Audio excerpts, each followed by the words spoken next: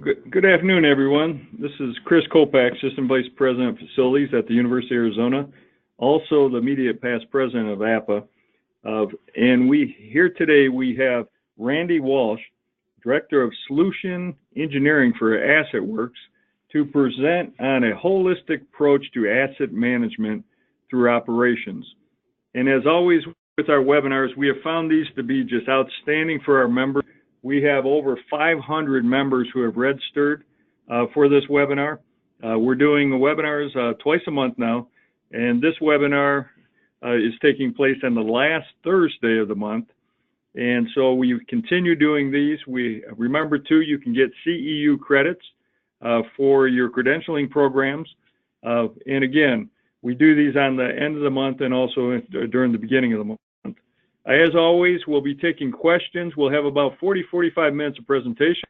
We'll have about 10 to 15 minutes of questions at the end, so feel free to go ahead and type in your questions. And we will also have the PowerPoint presentation and the audio posted to our APA webpage. I'm being told now Billy's doing a great job, and she's able to get these posted within a 24-hour period. Please let us know different topics you want to hear in these webinars. And again, the main idea is to give back to our members. With that said, Randy, what in the world is the Director of Solution Engineering at AssetWorks? What do you do? All right, well, good afternoon to everyone. And yeah, so I guess the best way to describe it is I'm kind of the Swiss Army knife or the glue. So I kind of cross a lot of different kind of departments within AssetWorks. So I kind of help on our professional services side, our implementation team, part of our product management team. I'm part of our sales team. I'm part of our management and leadership team. So I kind of cross all those different boundaries. And because of kind of my background, having been on both the owner's side as well as working on the vendor's side, kind of our mouthpiece for the organization when we come out and do any of the industry type of presentations, particularly for groups like APA. Well, thank you, Randy. And if you would, tell us a little bit about who is AssetWorks, how long you've been in business, and then from there we'll go right into the holistic approach to asset management. Yeah, so just a little bit about AssetWorks. We're actually a portfolio company of a larger publicly traded company called Constellation Software. All we do is software for the higher education public sector vertical.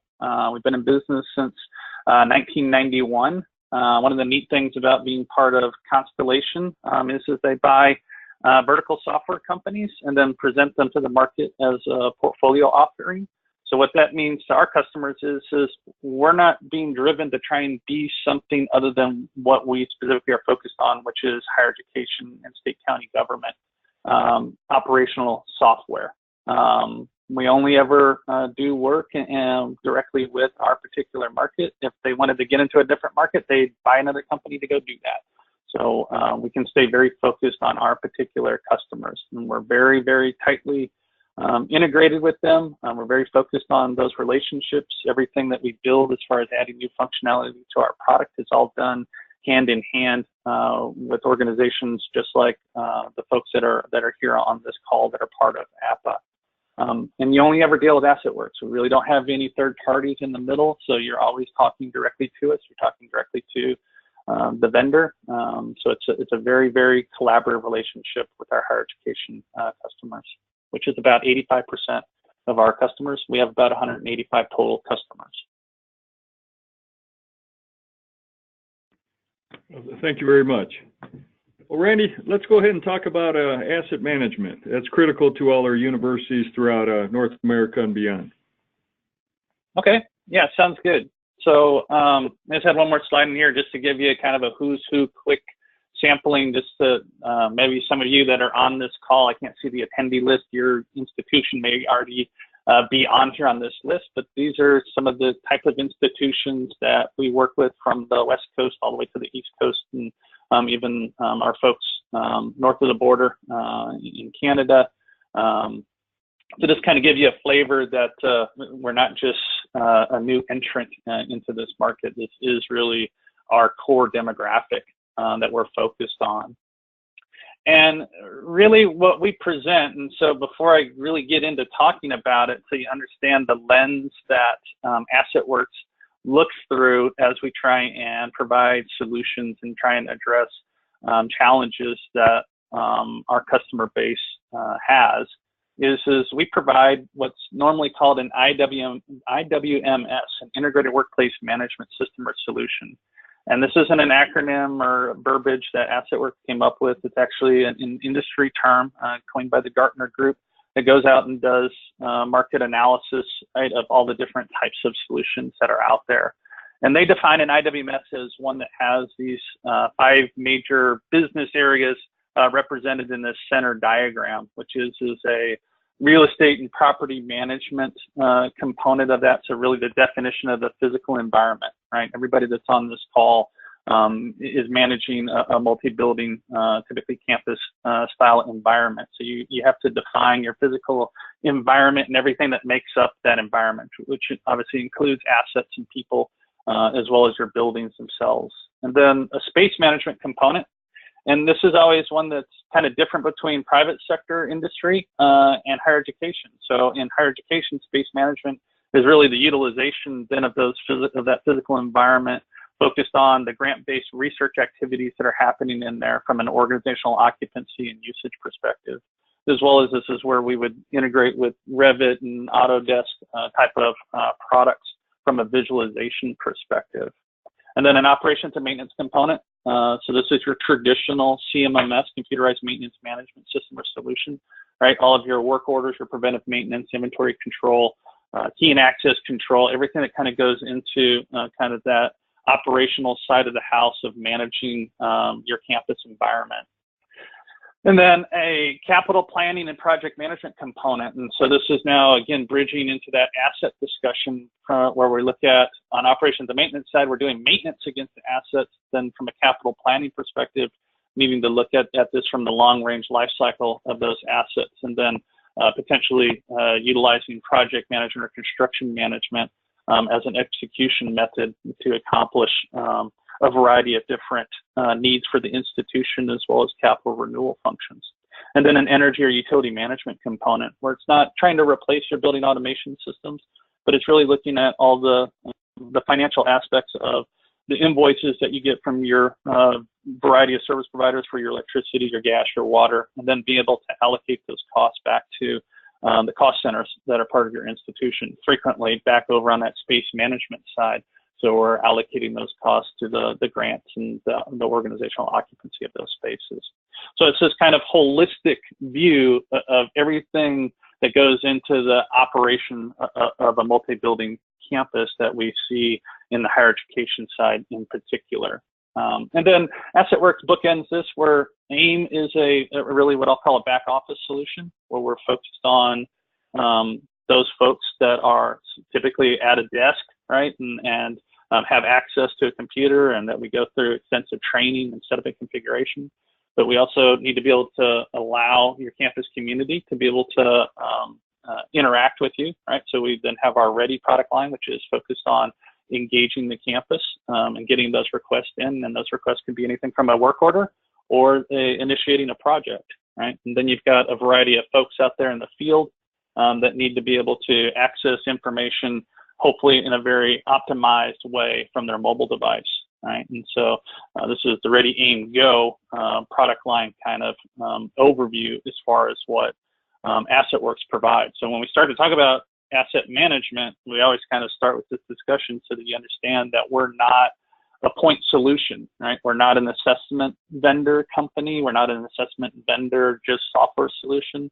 We're not just a CMMS solution, right? We're really trying to take this integrated approach. So just like your institutions have purchased maybe Banner or PeopleSoft or some other type of ERP solution that has integrated financials and integrated procurement and integrated HR functions, we're taking that same type of approach, but applying it to the facilities organization. Right, so when we kind of start this dialogue, and I'm guessing that a lot of you came and sat in on this because you have some type of challenge at your institution that you need to try and figure out, right? And that we probably piqued your interest with this type of title of a slide because you're trying to figure out how do I deal with all of my assets, and as well as typically that long-range perspective, right? And so today, most institutions at this point, right, we all know that we have this need and this problem, this challenge of figuring out how do we plan for the future and how do we keep our facilities operational, not just from a maintenance perspective, but what do we need to be renewing in those facilities, or which facilities do we need to be looking at for replacement, right? Looking at the kind of the classic FCI, the Facility Condition Index, as well as the more modern kind of view of the FCNI, the Facility Condition Needs Index, not just looking at what we didn't get done, but also what's coming in that next 10-year window period of time, right? And typically how we're figuring out or what this, how big is this problem, right? And usually it's not an insignificant problem or challenge that as facilities administrators that we need to be thinking about and considering. But you typically are engaging some type of vendor because it is such a challenge, and your staff is already strapped, right? Getting through the day-to-day operations of what they have already assigned and what you're already obligated to do. That usually you end up contracting with somebody to come in, you know, an engineering firm, and there's a variety of them that do assessments at a variety of different levels, from very high-level parametric studies on your buildings to boots on the ground, walking them and giving you very detailed, granular analysis of and inventory of what all that you have and what all that you have as far as deficiencies within your facilities. And typically, this is usually such kind of a challenging thing because most of you folks that are part of APA, you have a lot of buildings, you have a lot of square footage. My background is I used to work for Cal State University Long Beach. Where we were, I would call us a mid-size institution. We were 4.5 million square feet, you know, had about 30,000 FTE, right? And so we had, you know, 200 or so, or excuse me, about 100 or so buildings, right? So depending on where you fall in the scale, right, it's challenging a lot of times to get a full assessment done and fund a full assessment and get it done in a year's period of time. Right, so oftentimes we're breaking this across 3 years to 5 years, depending on the size of your institution and your amount of square footage. And we typically see anywhere from, you know, a half a cent, you know, up to, 13 cents a square foot, et cetera, right? So a lot of variation as far as the cost, but depending on your square footage, the numbers get big quick to try and manage this data. Right, and so then what happens is okay, somebody goes out and collects that information for your institution, and then they typically provide you either it used to be a set of books. I'm been doing this long enough that I still remember the binders on the shelf with that we would get and have to be flipping through them through hard copy, and then we migrated to PDFs, and then now we have the vendors that are providing their own software solutions, but oftentimes they're providing it in yet another disparate solution. And meanwhile, every day your staff is using your CMMS, you know, on the operations side, on your maintenance or plant operations, right? And then on the other side of the house, on the construction management side of the house, you know, they have their own, I'll call it PPM type of solution. And that could be anything from Access database to using a commercial solution or using an integrated solution like what we offer. But regardless, oftentimes this is a very manual process of trying to keep these things in sync, right? So we have this one point in time assessment that tells us a piece of information, and then meanwhile our facilities continue to evolve, right? As we're doing maintenance and construction and renovation activities on them every single day.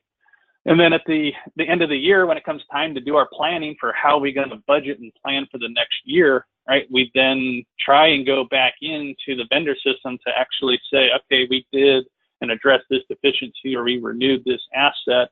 And it's typically a very labor-intensive process, or it's a process that doesn't even happen at all, that we're just waiting for the next assessment, where we're waiting for the vendor to do that for us again. So we have this disconnected situation of multiple different systems where we don't have consistent data across those systems, right? And so, you know, how do we now cross this chasm of, we know that we want to have credible, accurate, current data to be making decisions, and we want to move from kind of the classic data silo paradigm into some type of continuous update of that information, so that we're always looking at that up-to-date information, right? Don't grade me on my graphic stylings, but just wanted to give you kind of that visualization of how do we cross over from that old school type of thinking into kind of 2019 and figure out how to use those systems, right? So from an AssetWorks perspective, is this what we're looking at and how we look at this particular problem. And again, we're not looking at this in a vacuum, just AssetWorks locked away in a dark room with our programmers and developers with a pizza and a bottle of Mountain Dew, and out magically pops a solution. We go through a very collaborative process called a special interest group process with our customers.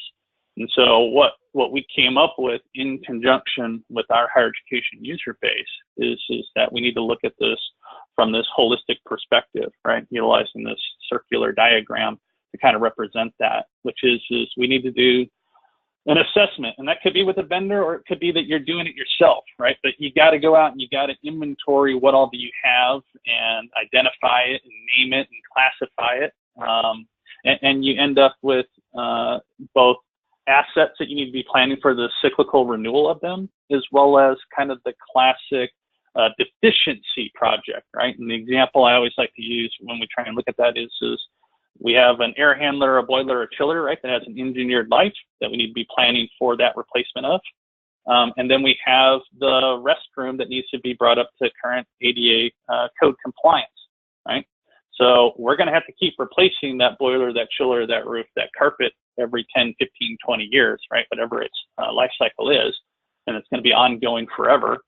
Versus once we bring that restroom up to current state, right, up to current code compliance, we're done with it. We don't need to be planning for it. So it's a one-time type of event, right? So deficiencies versus asset renewals in AssetWorks lingo, right? And then once we have that inventory of everything, then we need to be trying to get that forward look ahead, right? The trying to look into the future, right? And be planning for this from a strategic perspective, right? Rather than just looking at a ginormous potential deferred maintenance backlog, we're trying to get ahead of that so it doesn't keep growing, right? Obviously, we're always trying to knock it down, but we need to be thinking and budgeting and planning and going to our institutional resources to be saying we need to be budgeting X amount of dollars based off of when we installed our assets or when we last renewed them, so that we can be coming up with that strategic plan.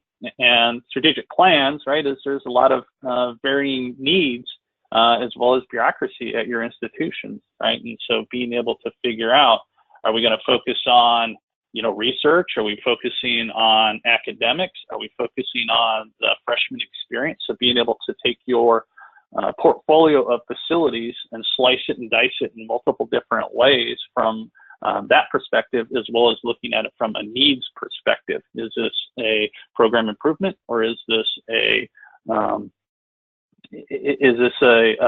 reliability issue or a code issue? Right? So that we can figure out what do we need to do in each of those different portfolios, groupings of buildings by planning group. What's the various kinds of needs, right? And then once we kind of have that sense of what does that picture look like, how much money do we have versus how much needs do we have, and how would we strategically want to allocate that funding, right? Then we want to be able to look at this from a broad stroke perspective and then figure out, all right, how would we actually now plug this into projects? How would we want to try and tackle this?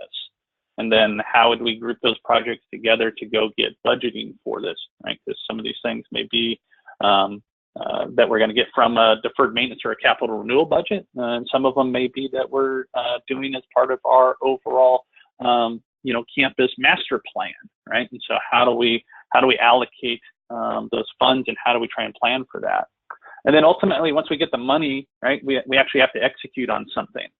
And every day, right, regardless of what's happening, we have work orders going on. And most of them are either preventive maintenance or they're demand response, corrective maintenance type of activities. And in the course of doing those things, we're oftentimes renewing and or replacing assets or major components of that, right? And so being able to now, from an operational work order perspective, being able to tie back into this inventory of capital renewal needs as well as deficiency, replacing and addressing our one-time deficiencies, as well as the strategic approach of trying to tackle these things as part of renovation construction activities. Right? So we have two different kind of pathways that we can go down to address these needs: the ongoing everyday type of things that we potentially are just going to find these things and replace them as we're there, as well as then strategically grouping these various needs together. Now, as I step into this, right, and again, just to kind of explain, again, that AssetWorks didn't just come up with this on our own. This is a collaborative process with our customer base where usually they're coming to us with this problem, right? So we didn't invent this problem or this challenge. Our customers came to us with what they were struggling with and their ideas on how they might be able to address that.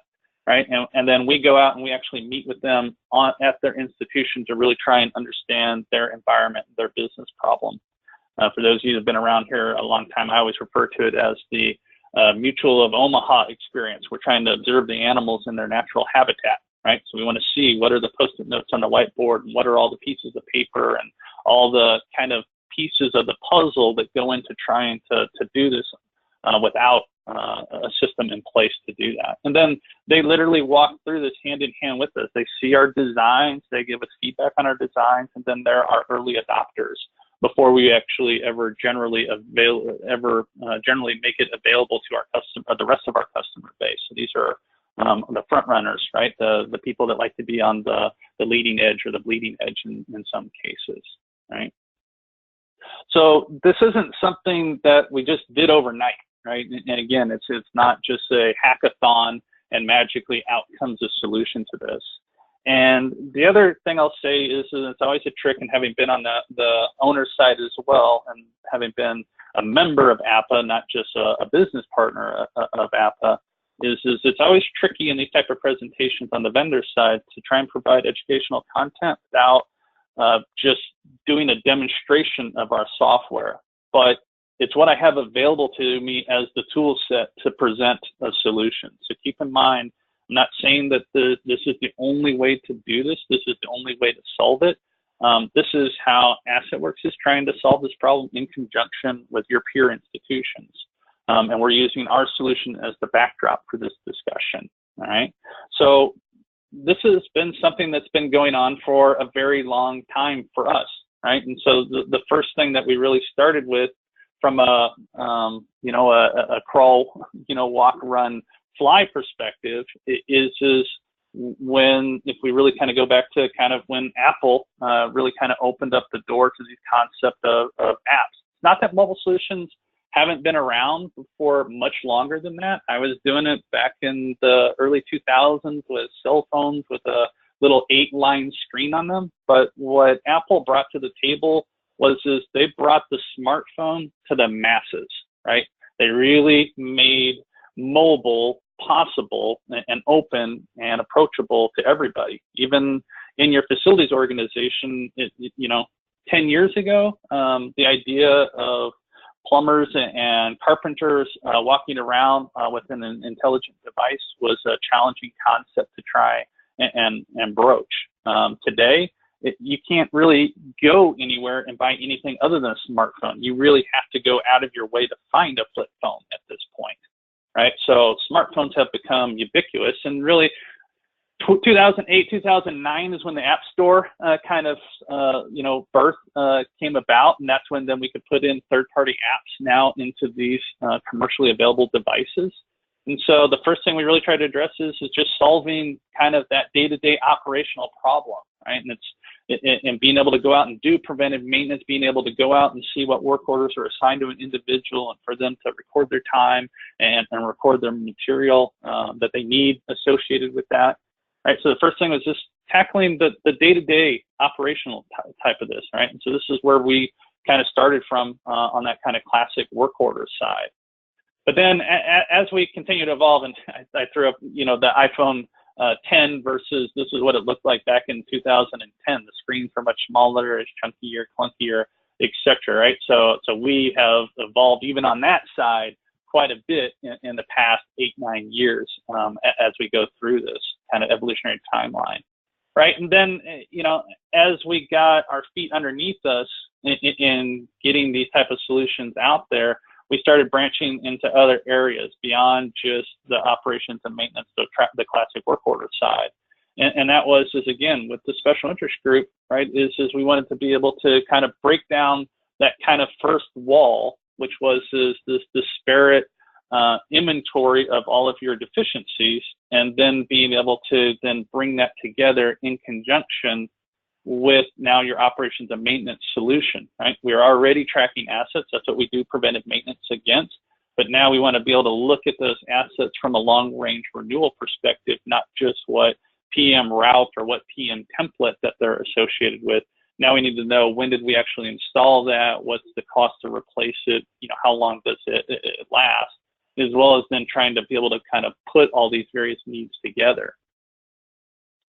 Right, and then what we then said, okay, well, now that we've figured out mobile, now that we've broken down the wall, and we now have asset management going beyond just maintenance perspective and looking at it from the capital renewal perspective, we need to then provide a mobile solution so that we have all that asset data available to the staff that's out there in the field, right? And a lot of that was focused still kind of operational, that we want to be able to go out and do inspections, not necessarily assessments, so that we can make sure that we're capturing all the relevant data as part of the operational side of the house, and readings and verifying where the asset is, being able to enter new assets in, so that as they're doing maintenance, as they're doing replacements of those assets, so we can start to collect that data. Right, and then recognizing that not everything starts by somebody entering it directly into our application. Right, is we needed a way to be able to exchange data, and we went through several iterations of this. And again, I'm putting big milestones on here. We went down the route of trying to, and we still have it, of using something called COBIE, C-O-B-I-E, that you may be familiar with, which was kind of an attempt that came out of the Army Corps of Engineers to provide a data exchange between building information modeling and operations, right? A handoff process. But what we saw in our customer base was most of our customers struggled actually getting meaningful COBIE output out of the building information model so that they actually had usable data for that FM handoff process. And so what our customer base said is we want something that's a little bit more generic that we can use in other areas. We're not always using building information modeling as part of our delivery method on our construction projects. We don't always get it. When we do it, we don't get the deliverables that we expect. We just want a simple Excel template that we can give them and just say, we want to get the data in this format, right? And so this is where we built in Asset Sync to solve the construction handoff process, as well as to try and address this idea of vendors that are going to do your assessment, right? And it's an ongoing process, so that we can export the data out in its current state and give it to them to say, here is what we believe we have today. And then they can augment it, update it, and then give it back to you so that you can review it, so you can import it and review it and process it. Or as well as we get more sophisticated and are doing building commissioning through our building automation system, that we can connect directly into that to create and manage our assets there as well. And then what we've done most recently in the fall of this year is we really kind of wired all these things together, right? We kind of, we've been building all these building blocks, right? And so I'll use the Lego analogy. We've had all these Lego blocks, and now we kind of stacked them all together, so that now our mobile solution out there for the field worker, right, works together, that it can go through our Asset Sync. Our Asset Sync can be the start of it, that it talks back and forth with our assessment needs analysis module. So we've now wired all these things together so that they can all work in concert with each other, right? And so just to reiterate this idea that this isn't just like one person's job, right? And so when I was at Cal State Long Beach, that's kind of the paradigm it was at that time. We had a vendor that would come in, they would do the assessment, And then we had the keeper of the assessment data, essentially.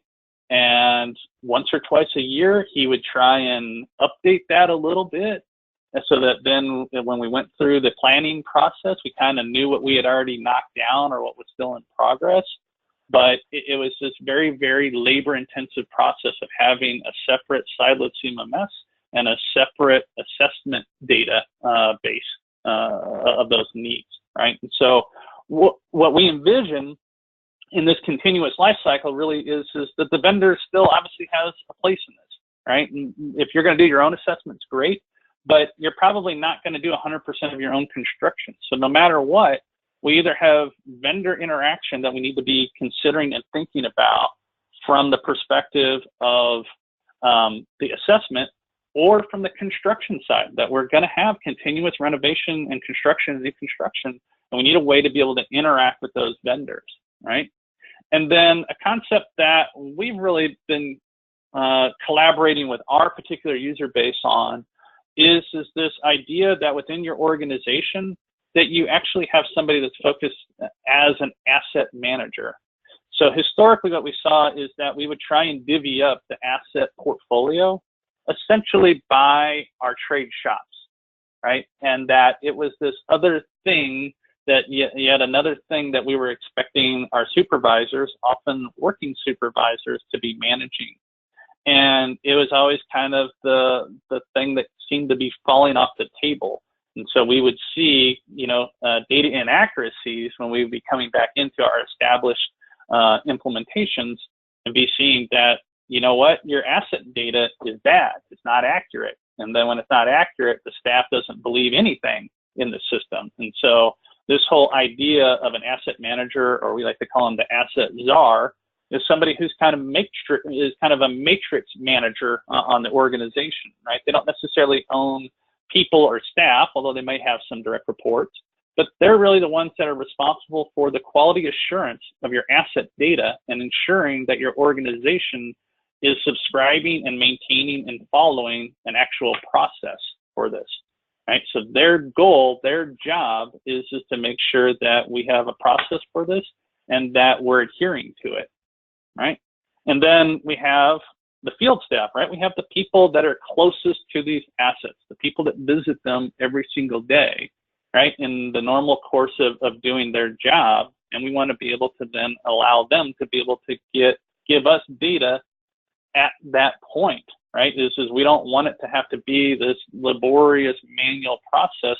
We want it to be really quick, short, easy inputs of information that they're doing right there as they're at that asset, all right? And then ultimately, we have this idea of planners or management, right? Is that we need to be looking at all this data from a strategic perspective, right? Is that we need to be planning for what money do we need to ask for, and comparing and contrasting that to the money that we have to operate with, and how are we going to use that money as smartly as we can with accurate, credible data, all right? So as we kind of look at each of these different kind of personas, right, not looking at it just from an evolution of how did AssetWorks build out this solution, but what is it that we're trying to do here? Again, just to reiterate that we recognize that vendors are not going to be, we can't eliminate them from this discussion, right? That's whether it's on the assessment side or whether it's on the new construction side, we have to be able to interact with them. And we have to be able to get the data efficiently, because we can't enter hundreds of thousands of records manually. We just typically do not have the resources to do that. So being able to get the data in a structured format and then allowing you still to have control over that, so you have the opportunity to review and update that information when necessary. A lot of the data will come in very cleanly, but there's always going to be inaccuracies in that data that we potentially need to address. And so we can flag those and identify those type of items that require attention, so that we're managing by exception and we're interacting and giving a utility that's easy for the vendors to continue to provide their services effectively. So we're not trying to tell them how to go out and do an assessment. We don't really care how they do the assessment, right? As long as they give you the data in this format, right? That's all we're asking. You can collect it however you want. You can put it in your own system. You can give us a report, but as long as you can give us an extract of the data in this Excel template format, then we can break down that first wall and be able to get that information into our system so that we have an accurate inventory of the assets as well as even of the assessment deficiencies, essentially those mini projects associated with that, right? And as well as now 2 or 3 years down the road, you want them to come back in and validate where you're at, the ability to export the current state of the data out and say, here's where we currently are at. Now you can go collect and update this information. So a two-way street of being able to push data out of the system in a consumable format like Excel, as well as the ability to import that data back in. Now the asset manager, they're the ones that are going to be interacting with a lot of this back office data. And again, AssetWorks is using this as the backdrop for this discussion, where when we're looking at an asset, the asset manager is focused not necessarily on what PM templates are associated with that, although that might be part of their particular responsibility. But in the nature of this discussion, what we're focused on is what do I need to be doing for the planning and replacement of this asset, right? So being able to identify when was it installed, and then being able to figure out what's the cost of replacement from a standardized format. And a lot of times this cost model information would be coming from the vendor that does the assessment, but this could also be data that's coming directly from industry standards. I shouldn't say industry standards, but RS means, right, is a de facto industry standard, where yes, it's the Gordian Group that owns that company and they do the data collection, but it pretty much is widely considered the definitive kind of source data that we would be starting from, right? So being able to do a rough cost estimate based off of that kind of RS means level data, but then still being able to turn the dial, right? Because no two assets are the same. So when we think about using standardized information, we all know that it's different when I have to crane a unit off the roof of a building versus one that I'm wheeling in on grade into a mechanical closet, right? That I need to be able to adjust that dial, as well as inflation kind of cranks along. So we don't go out and necessarily look at this cost information every year. So being able to believe it because it's incrementing with inflation along with that, right? So we need to be able to capture and give that person visibility into that data, as well as we want to be able to see what's been happening against that asset. So again, as the real world is happening, right, we do an assessment, and the day that that's completed, it's essentially stale information, and real activity is happening against your portfolio all the time. And so we want to be able to know what work orders are potentially hitting against that, right? So that then from the maintenance perspective, that they're able to then see and identify, okay, this particular asset, I want to flag that we did some type of renewal or replacement on that. We're not necessarily asking them to say how long that extended the life of that. We're just trying to keep it as simple and straightforward as it possibly can for the field staff to say, did you renew or did you replace something, right? And you can define that to them, but all we're doing is setting a flag on those work order phases that they're out there doing every single day, right? And then that field staff that's there every single day, right, is we want to provide them mobile solutions, right? And so for us, we refer to these as our go applications, right? Go outside and go do something. And when you think about your smartphone, right, is your smartphone doesn't have just one giant app on it, right? It has a whole bunch of little apps. So we take the same approach, is we have very specific apps for very specific job functions that then all interoperate and talk with each other, so that they're constantly sharing data, as well as they're potentially jumping the user between those different applications. So we're not giving them yet this big IWMS application crammed down on their iPhone.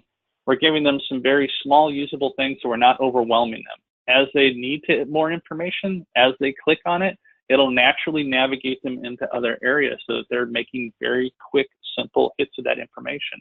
So being able to enter in that baseline asset data, like what are the attributes of an air handler versus a boiler versus a chiller versus a pump, right? So they can capture all of that data. They can look at it on a day-to-day basis, as well as they can update it, and they can conduct inspections. But they can also do assessment, right? So that if they are installing it, and if you have trained them that they then have the ability to actually capture that as they put the asset in. So rather than waiting on this, and this is where we saw a lot of the missing data and inaccuracies in data without somebody physically going out and rewalking the space, right? That standalone assessment database is then missing this data that then happens every single day when they replace that VFD, when they replace that pump, etc. Right? And so being able to then allow them to be able to capture that information from the mobile device, and then being able to allow it to go through that review process. And again, while the asset manager is looking at the web application and looking at the work orders that were flagged, the tradesperson is out there and they're using an application that's focused on what they need to do their job, right? What work is assigned to them? How do they record their time? How do they record the material that they carry around in their truck and document pictures and all that kind of great stuff, right? But we also want them to be identifying that we then potentially did something, right? Again, that we want them to flag. Did you replace something? Did you renew it? So that now the asset manager can go in and run very quick searches and reports. So that, and then the system does the automated linking for us so that the asset manager doesn't have to go do that. They don't have to pour through every work order that's been done in the entire system, right? They're just going to the ones that actually have been flagged as assessment activity. So now we've made that asset manager's job easier. And all we're asking for is 2 clicks out of the tradesperson that's out there in the field.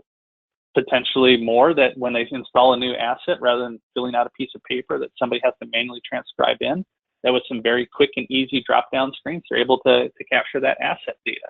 So getting this information captured in the field, right? And then being able to take all this information and aggregate it together, right? Moving from kind of the classic assessment deficiency where all you have is a list of projects, to now we're looking at not only the list of projects of deficiencies, but now we're also being able to see when are these assets going to need to be replaced, right? So looking at what's happening in 2018, this year already deferred, right? What's in 2019, what's in 2020, and not everything is assessment or deficiency or an asset renewal. We also potentially have all these new projects that people are asking for as well, right? And so we might be wanting to link these things together, or we just need to be strategically planning for those.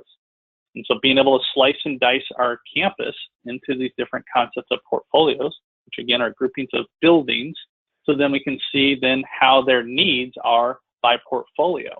So not looking at it just a building by building perspective, we can always do that. But being able to then group these things together to say, what if we really wanted to focus on freshman retention? So being able to create a freshman experience, what buildings are the freshmen most frequently in? What are all the needs in there? What if we just funded those all first, because that's our main focus? Or we really want to shift towards becoming a world-class research institution, which means we really should focus on our research portfolio first. And how, if we then allocate those costs in there, can we do that strategic planning process?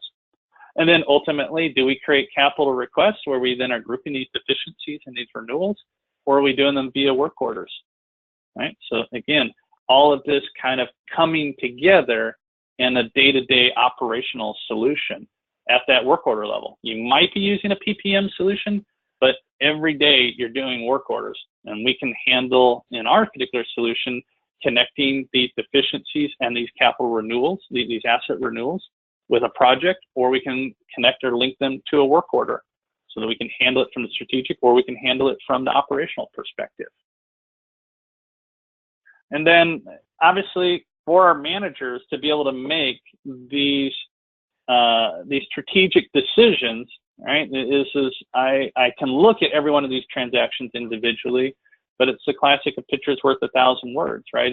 We want to be able to visualize this data graphically so that we can identify the trend, or we can see where we have more of something, so we can figure out where do we potentially have the problem being highlighted, so that then we can kind of go in and take action upon that and be able to analyze and report on all this information associated with that. All right, so again, the key kind of takeaway here is this idea of assessment, investment, multi-year planning, then kind of how are we going to execute this work, and then the actual execution itself, and then having an integrated solution that combines both mobile devices out there for your field staff, as well as being able to interact with your external vendors to then be able to do all of the back office reporting, analysis, and data decisions from your solution, right? And again, you can apply the same concept with other vendor solutions other than AssetWorks. This is just what we've been working on with our customer base. This is how we see the world. This is the problems that our customers that are coming to us with. Again, we certainly appreciate the opportunity that APA has provided us to be able to come here and speak about our solution, our view of the world, and how we're trying to solve that. I think that kind of concludes what I was going to provide as far as canned content, and I'll open it up to Chris to kind of throw any questions at me that maybe came up along the way or that are popping up now. Thank you very much, Randy. Very interesting.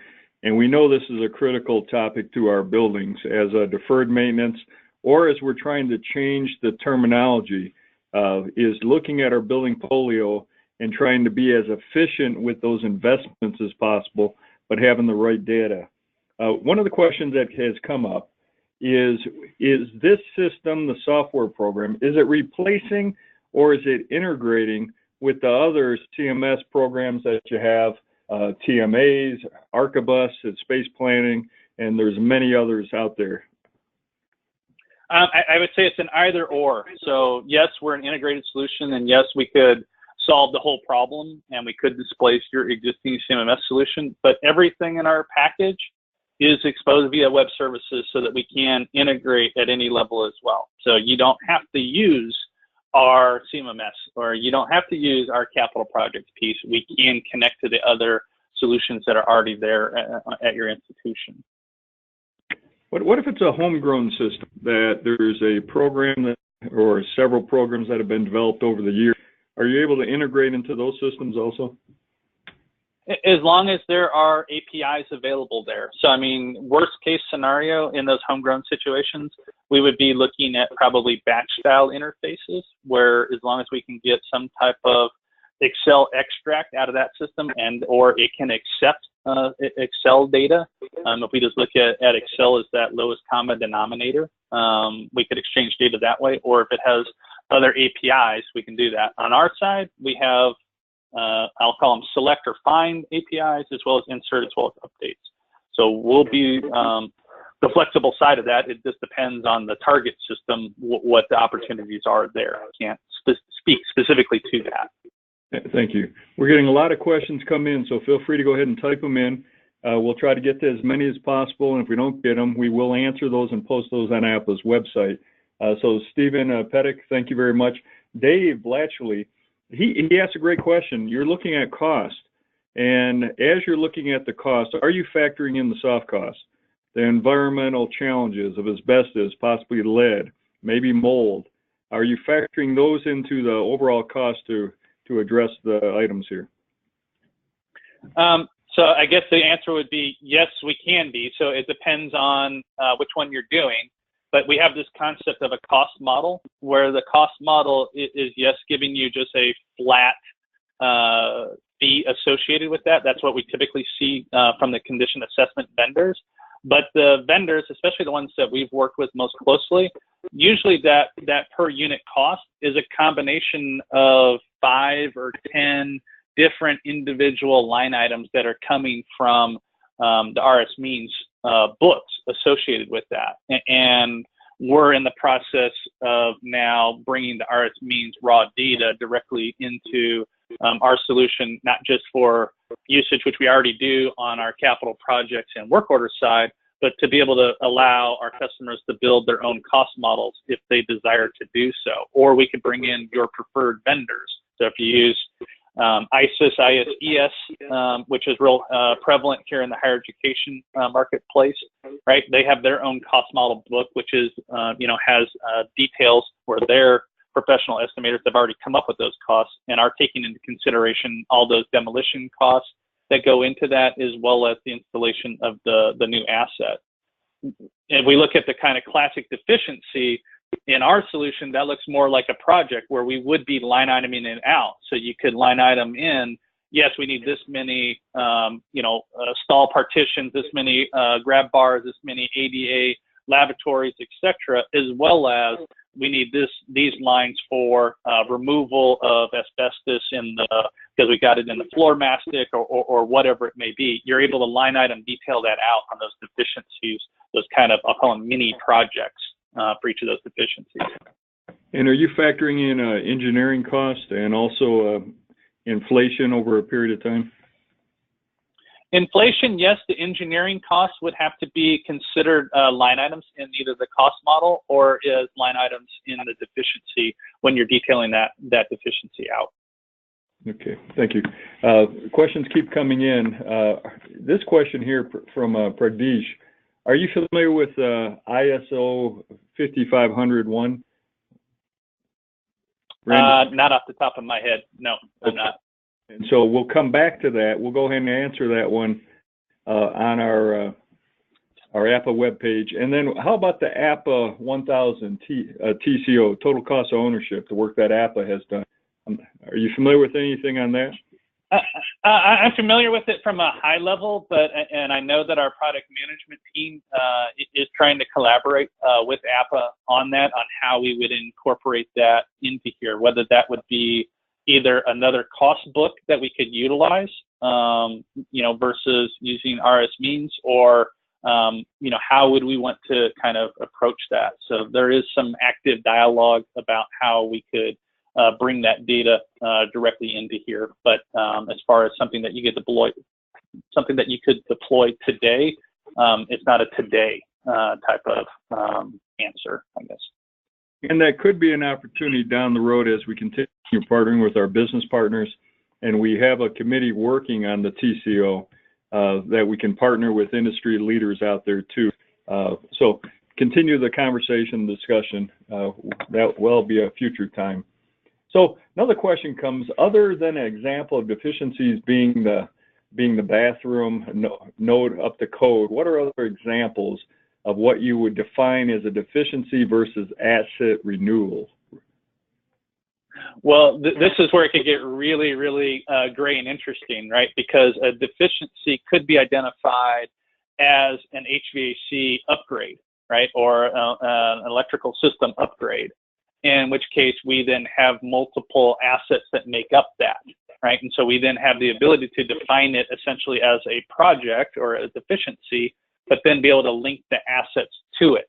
So there's multiple different ways, and it really kind of depends per organization how you look at that data, as well as potentially how you're getting the data from your vendors. So we can really kind of slice the apple in a lot of different directions depending on each kind of organization's philosophy, and that's really kind of our overarching philosophy.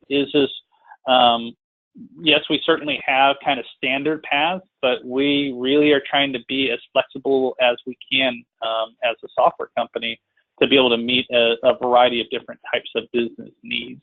And that's why we use the special interest group is to try and figure out what are the most common type of needs, as opposed to just working with one institution that does it one way, and then we end up with a paradigm that maybe only works for a very small subset.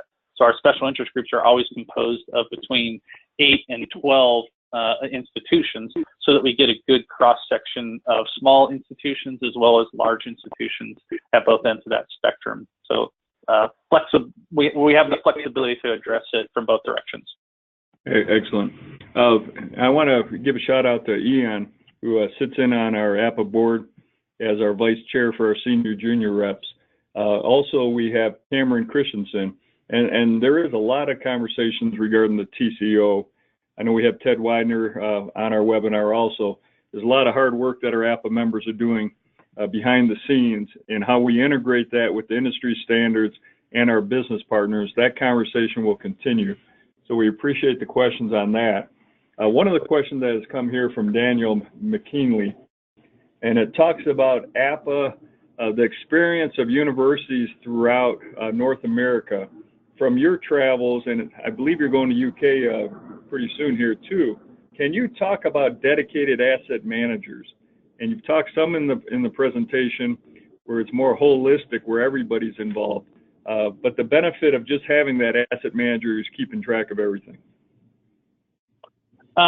So from an AssetWorks perspective, we literally, this is a drum that we're beating very hard within our particular customer base, is because what we saw was even on just the preventive maintenance side of the house, and not just this capital renewal planning side of the house, is at our users conference and our sessions, anytime we would have a discussion about preventive maintenance, we kept seeing the same set of customers coming, and what we found was that they basically couldn't do anything until they actually got a solid foundation in an asset inventory, and that the only way that they were going to be able to accomplish that was just to identify resources to be focused on that, because, like I was mentioning, it just seemed like it always fell off at the end of the day. There's only so many hours in a day, and there's only so many fires that could be fought by the staff at the supervisor trade level, that the asset data collection and the asset data management wasn't happening. And so this is where then we talked with the customer and we really kind of brainstormed with them. And this idea of a dedicated staff, either a dedicated individual and in some cases a dedicated staff, becomes responsible for making sure that that information is happening. So I know some of our customers, they have one person. Some of them, they have a team where the team is the one that goes out and tags it. They do the nameplate data collection information, everything except for the maintenance itself, almost, that particular team does. But not everybody, can staff that, or necessarily justify that. So it really has to be kind of a strategic goal of the organization to identify how they're going to address this, and oftentimes that means addressing it with a position, and then how do we fund that position? Are we creating new positions, or are we implementing things like mobile solutions elsewhere in the organization to drive greater efficiency, so that we're not adding headcount, we're just able to reallocate staff to be able to go do other advanced functions like this rather than pushing paper, which was kind of the historical practice. Excellent. Thank you, Randy. We got a few more minutes and the questions keep coming in. And we got a real good question from Mario here. And it talks about the challenge. There's so much data that we could collect on every piece of equipment. And so he's asking, how do you know how much information we need to collect per asset? Which one's most important? This is for attribute side. And so how much is too much?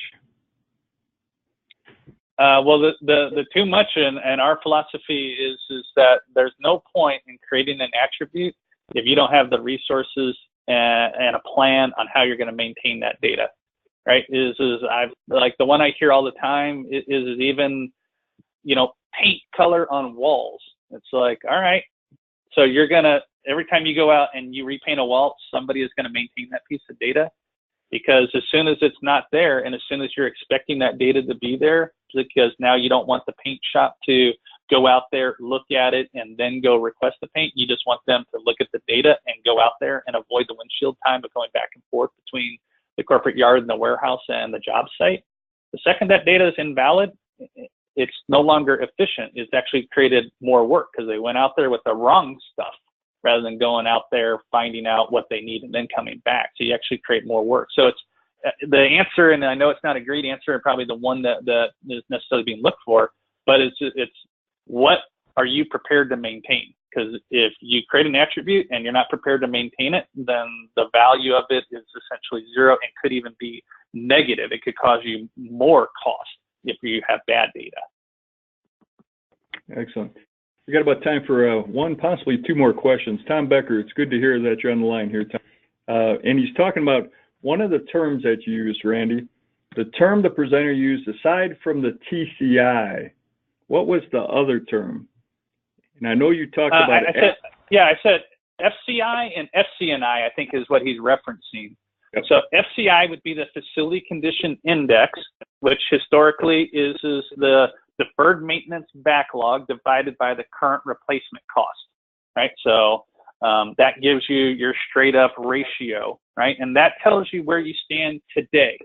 right? So if I built a building, let's say 15 years ago, I may still have a pretty good FCI, but now 15 years, a lot of my major or macro assets that are of significant dollar value and carpet and potentially roofs and things like that start to wear out. So now as I start to look at my 5-year, 10-year look ahead, I have a lot of big expense coming up. So if I compare that, and that's what the FCNI is, Facility Condition Needs Index, is then looking at the deferred maintenance or the deferred capital renewal. I know we don't like to use the DM word anymore. It's a dirty word, right? The deferred capital renewal, right? Plus the 10-year look ahead. So that now I may have a good FCI today, but if I look at my FCNI, I could be looking at that facility has significant cost impact coming to it. So that's the difference between those. FCI is today, FCNI gives me the 10-year look ahead. Well, Randy, we're running out of time. This would just be a simple yes or no. Does AssetWorks have a storekeeping module? Yes. Okay. And so we will comment further on that. That was one of the questions we had. We've run out of time and we have too many questions. So we know this is critical for our universities as a whole, that we're all being good stewards of our universities, campuses, community colleges, and K through 12. And Randy, any final words as we wrap up? No, we feel your pain. This is our focus, and we certainly appreciate APA affording AssetWorks the opportunity to continue to participate with your professionals. So thank you. Well, Randy, AssetWorks has been a great business partner for APA. We appreciate very much you taking time to give back to our members, sharing a topic that is critical to all of us. We wish you safe travels as you're heading over to UK. And again, we thank you for your time. Our next APA webinar, we'll have two coming up in February. And then this series, the next one will be on February 28th, and we'll be sending flyers out soon. So I want to thank Billy and definitely Randy Walsh from AssetWorks, Director of Solution Engineering. Thank you very much, Randy, for your time, and thank you for giving back to our APA members. Thank you, everybody. Have a great week. Thank you.